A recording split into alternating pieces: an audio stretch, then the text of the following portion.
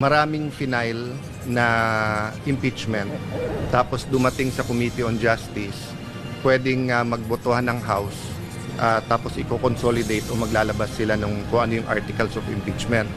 Klaro din na pag may 1/3. Ang hindi klaro kasi in this case, hindi nila pinagalaw yung tatlo eh. So ang question, did they violate their own rules?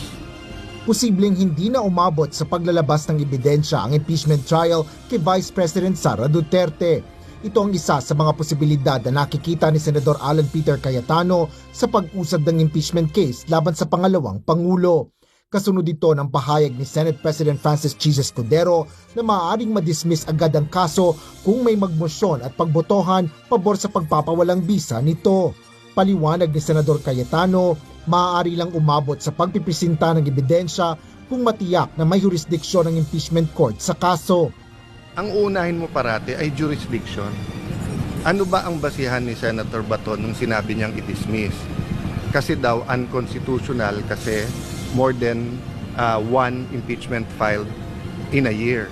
So kahit saan korte, bago mo ipalatag yung ebidensya, titignan mo muna may jurisdiction ba yung korte na yan o hindi.